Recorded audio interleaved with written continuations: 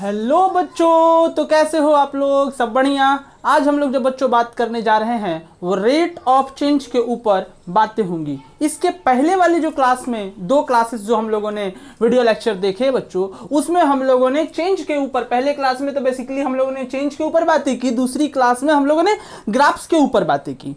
ठीक, आज हम लोग जो है पूरी की पूरी ये जो बात है रेट ऑफ चेंज बच्चों, उसके ऊपर ही डिस्कशन आज करने हम लोग जा रहे हैं। तो इस चीज को हम लोग भली भांति जानेंगे बच्चों।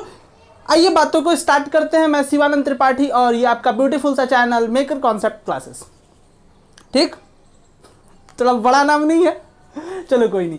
अब बच्चों क्या है बात रेट ऑफ चेंज ना, हम लोग बातों को स्टार्ट करते हैं रेट ऑफ चेंज से। ये रेट ऑफ चेंज क्या है, हमने पहले बताया था पहले क्लास में बच्चों, आप लोगों को याद होगा कि हमारे पास कितने वेरिएबल्स हैं। तो तुम लोगों ने बच्चों बोला कि सर हमारे पास दो वेरिएबल्स हैं। कितने वेरिएबल्स हैं? तो दो वेरिएबल्स हैं। कौन कौन? तो एक सर होता है डिपेंडेंट वेरिएबल,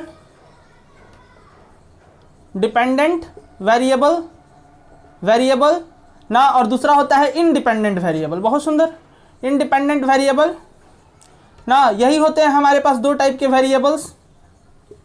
तो दो टाइप के वेरिएबल्स होते हैं, एक डिपेंडेंट और दूसरा क्या होता है? इंडिपेंडेंट। अगर हम डिपेंडेंट वेरिएबल से के चेंज से, क्या बोले, डिपेंडेंट वेरिएबल के चेंज से अगर हम लोग इंडिपेंडेंट वेरिएबल के चेंज को भाग दे दें तो बच्चों जो रिजल्ट आएगा उसी को हम लोग क्या कहते हैं? रेट ऑफ चेंज कहते हैं। नहीं समझ में आया? क्या कहते हैं? रेट ऑफ चेंज कहते हैं। मतलब आइए हम लोग बातों को समझते हैं बच्चों बहुत ही अच्छे से ना। अगर मान लो हमको रेट ऑफ चेंज निकालना है, क्या निकालना है बच्चों? Rate of change. मान लो एक इक्वेशन है हमारे पास, मान लो बच्चों एक इक्वेशन है, हमने बताया था वेरिएबल्स को एक साथ सजाने का क्या प्रावधान है? इक्वेशन क्या है? कैसे हम लोग दो से अधिक वेरिएबल्स को सजा सकते हैं, एक से अधिक वेरिएबल को एक साथ रख सकते हैं, वो तरीका था बाय एन इक्वेशन ना। तो इक्वेशन के थ्रू हम लोग रख सकते हैं। मान लीजिए ये होता y इक्वल टू वाई, अगर मान लीजिए हम इसी तरह से लिखते हैं y equal to f x, ये एक हमारा क्या होता बच्चों? इक्वेशन होता। ये एक इक्वेशन होता ना, और इस इक्वेशन का हमें क्या निकालना होता? रेट ऑफ चेंज निकालना होता। क्या निकालना है? हमको रेट ऑफ चेंज निकालना है। तो रेट ऑफ चेंज कैसे निकलेगा? तो मान लीजिए हम एक स्केल देते हैं ना, इसका एक स्केल देते हैं कि मान लीजिए x का जो मान है, हम x इक्वल टू x1 से लेकर x इक्वल टू x2 तक हम लोग चलते हैं बच्चों। कहाँ तक चलते हैं? x इक्वल टू x1 से लेकर x इक्वल टू x2 तक चलते हैं। मतलब ये दो वेरिएबल्स हैं ना। x1 मान लो कि एक दिन का एक बात सोचते हैं थोड़ा सा। एक दिन मान लो कि पापा जी ने पैसा दिया, मान लो 500 रुपया, और दूसरा दिन पापा जी नाराज हो गए ना। कितना दे रहे हैं? 50 रुपया ना। 500 इसमें डालो, इसमें डालो 50 रुपया, तो जो वैल्यू आएगा इक्वेशन में ना, कुछ अपनों पास होना चाहिए सेविंग, ऐसा ना है, समझ नहीं ना। अपने पास सेविंग रख ले रहो तभी काम आएगा। तो इसको उठाए बच्चों, इसमें डाले तो y इक्वल टू क्या होगा? मान लेते हैं fx1 ना, और यहाँ पे इसको इसमें डालोगे तो y इक्वल टू क्या होगा? fx2 होगा कि नहीं होगा? ये दो अलग अलग। अब चेंज क्या होता है? चेंज क्या होता है? तो तुमने बोला फाइनल माइनस इनिशियल, हम y का चेंज हम पूछेंगे बच्चों y का चेंज बताओ, क्या करोगे? तो y का चेंज निकालने के लिए चेंज को बच्चों किससे डिनोट करते हैं? डेल्टा से। ये डेल्टा, इसको क्या पढ़ते हैं? डेल्टा से क्या करते हैं? चेंज को डिनोट करते हैं। तो अगर हमको चेंज निकालना है तो कैसे निकालेंगे y का? तो final minus initial, fx2 minus fx1, यही करेंगे। और इसी तरह से अगर हमको x का चेंज निकालना है तो बच्चों क्या करेंगे? x2 minus x1। अगर हमको बच्चों रेट ऑफ चेंज चाहिए तो क्या चाहिए? बोलो, रेट ऑफ चेंज चाहिए तो कैसे निकलेगा? रेट ऑफ चेंज कैसे निकलेगा? तो बच्चों delta y upon delta x, मतलब fx2 minus fx1 divided by x2 minus x1। कितना आसान है ना।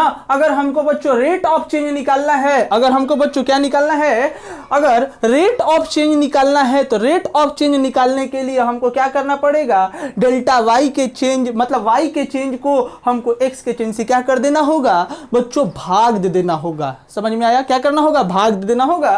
तो हमको क्या निकल जाएगा बच्चों, रेट ऑफ चेंज। क्या निकल जाएगा, रेट ऑफ चेंज निकल के आ जाएगा। ठीक है ना। अब हम लोग बातें करते हैं आगे ना। अब रेट ऑफ चेंज दो प्रकार से विभाजित है। रेट ऑफ चेंज कितने प्रकार से विभाजित है बच्चों, दो प्रकार से, परिभाषित दो प्रकार से होता है। एक जो टाइप है वो है एवरेज रेट ऑफ चेंज। क्या है, average rate of change, average rate of change. और दूसरा जो है बच्चों वो है इंस्टैंटेनियस रेट ऑफ चेंज। क्या है, इंस्टैंटेनियस रेट ऑफ चेंज ना। तो दो प्रकार से हमारा रेट ऑफ चेंज क्या होता है, परिभाषित होता है बच्चों। अभी हम लोगों ने सीखा एवरेज, अभी हमने बताया रेट ऑफ चेंज निकालने का तरीका, वही तरीका कौन सा है, एवरेज रेट ऑफ चेंज। समझ में आया, वही तरीका कैसा है, अपना एवरेज रेट ऑफ चेंज की बातें हैं।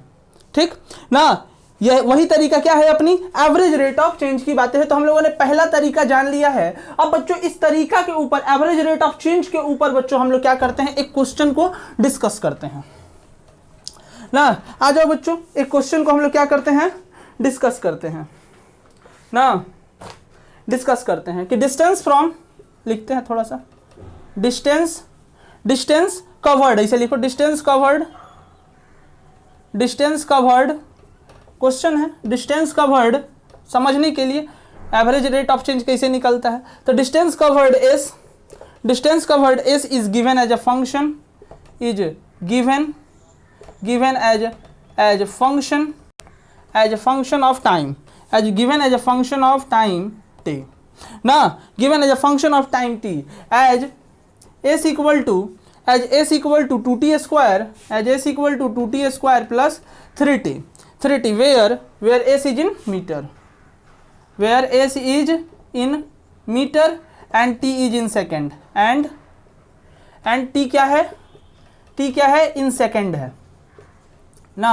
ले लेते हैं सेकेंड में। अब हमको जो पहला दिया है कि फाइंड एवरेज स्पीड, क्या निकालना है बच्चों, क्या निकालना है, एवरेज स्पीड निकालना है, एवरेज स्पीड निकालना है। क्या निकालना है बबुआ लोग, बोल दो, एवरेज स्पीड निकालना है। तो एवरेज स्पीड जब कभी भी निकालना होगा बच्चों तो समय आपको देगा ना, मतलब समय दिया रहेगा। तो पहला समय दिया रहेगा, मान लो देते हैं कि फॉर फर्स्ट 4 सेकेंड, फर्स्ट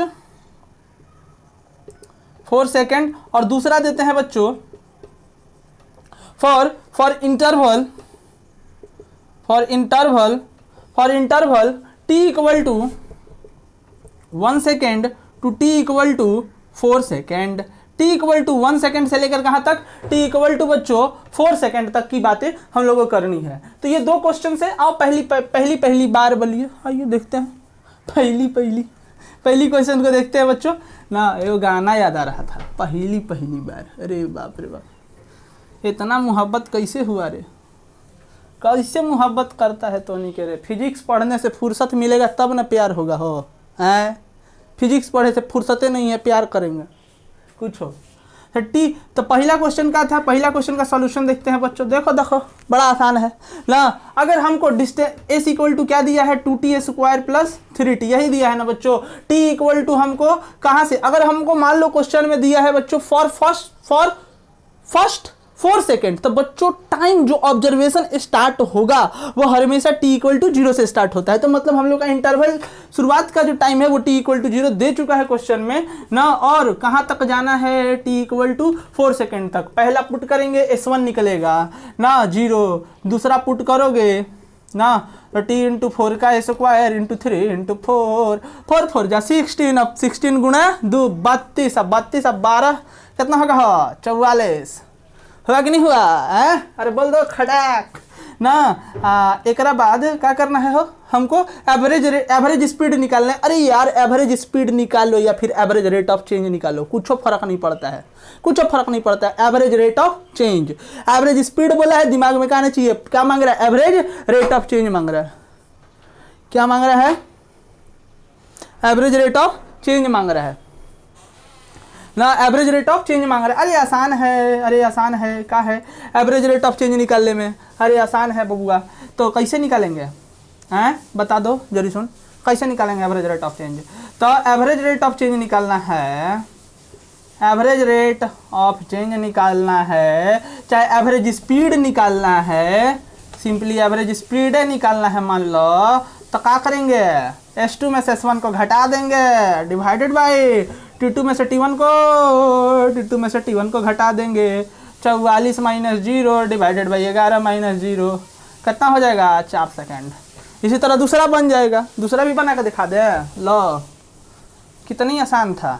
अरे था कि नहीं था हो, हैं दूसरा क्या था, दूसरा क्वेश्चन था कि S इक्वल टू हमने लिखा 2t स्क्वायर प्लस 3t का square, t equal to 1 second से लेके कहाँ तक दिले है, बोल दो, t इक्वल टू 4 सेकेंड ना, क्वेश्चन अभी ना दिए थे, अब इसमें पुट करें तो S1 इक्वल टू कितना हो जाएगा, 2 इंटू 1 का स्क्वायर प्लस 3 इंटू 1 का स्क्वायर हो गया। S2 पुट करेंगे तो क्या हो जाएगा, 2 इंटू 4 का स्क्वायर प्लस 3 इंटू 4 का स्क्वायर है, जैसा ही निकालो रे, कितना हो जाएगा 5 है, कितना हो जाएगा 44।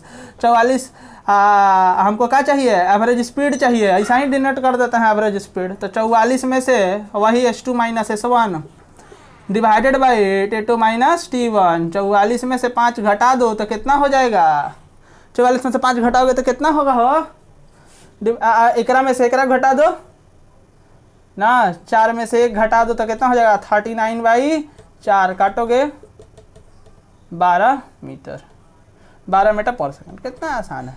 3 अरे 13 ना, 3 ना, अरे यार एक सेकंड 3 तो 3 बन जा, 3 जा 13 मीटर पर सेकंड, सॉरी, ठीक है हो गया, कितना आसान था। आइए बच्चों हम लोग सीखते हैं एवरेज रेट ऑफ चेंज को ग्राफिकल मेथड से।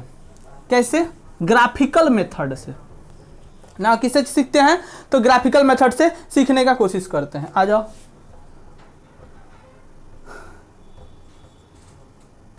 Graphical interpretation of average rate of change, average rate of change, graphical interpretation of average rate of change. अब हम लोग ये बातें करते हैं, मान लो बच्चों ये हमारा अपना ग्राफ के थ्रू हम लोग थोड़ा सा एवरेज रेट ऑफ चेंज को सीख लेते हैं, बहुत ही ज़्यादा मददगार होगा ना, थोड़ा देखेंगे तो बड़ा मददगार होगा कभी कभी। मान लो ये अपना बच्चों स्ट्रेट लाइन है कोई, ये मान लो ये अपना वाई एक्सिस है और ये अपना एक्स एक्सिस है, और ये स्ट्रेट लाइन एक ग्राफ को इस तरह से कट कर रही है। मान लो इस तरह से कितने पॉइंट पे कट की है, तो बोलोगे सर ये ग्राफ को ये इस स्ट्रेट लाइन ने 3 पॉइंट पे कट किया, लेकिन हम बच्चों ऐसे जनरली 2 पॉइंट्स लेकर चलते हैं। कितने पॉइंट्स लेकर चलते हैं बच्चों, तो 2 पॉइंट्स लेकर चलते हैं। एक हम यहाँ पे x1 लेते हैं और एक हम यहाँ पे क्या लेते हैं x2। अगर ग्राफ में तुम x1 डालोगे तो उसके कॉरस्पॉन्डिंग वैल्यू क्या आएगी बाबू, है उसके कॉरस्पॉन्डिंग x1 डालोगे तो उसके कॉरस्पॉन्डिंग y1 और x2 डालोगे तो उसके कॉरस्पॉन्डिंग y2 वैल्यू। अरे आएगी कि नहीं आएगी, अरे हाँ या ना आएगी ना। अगर हमको यहाँ से यहाँ तक की दूरी तुमको पता है कि x2 है और यहाँ से यहाँ तक की दूरी बच्चा x1, तो ये दूरी कितनी हो जाएगी बता दो, तो बोलोगे सर x2 माइनस x1, ये पूरा कितना है बाबू, तो y2 है, और ये पूरा कितना है, तो बच्चों बोलोगे y1, तो ये वाला दूरी y2 माइनस y1 हो गई कि ना हो।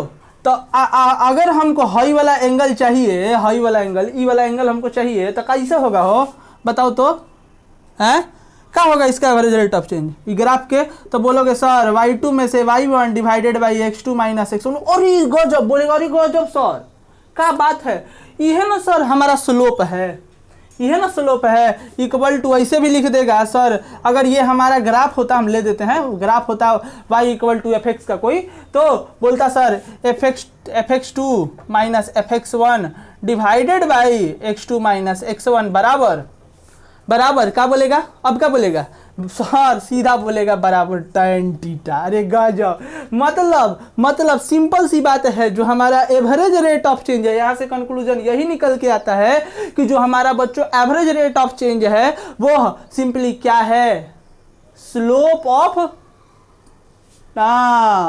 स्लोप ऑफ क्या है, स्लोप ऑफ स्ट्रेट लाइन है, स्लोप ऑफ स्ट्रेट लाइन है। समझ में आ गया होगा। तो बच्चों ये तो बातें यहां तक हुई। अगले क्लास में हम लोग जो बातें करेंगे बच्चों, वो किस पे बातें करेंगे, इंस्टेंटेनियस रेट ऑफ चेंज के ऊपर बातें करेंगे, क्योंकि उसमें थोड़ी सी बातें लॉजिकल्स होनी आवश्यक है। तब तक के लिए बने रहे। थैंक यू बच्चों।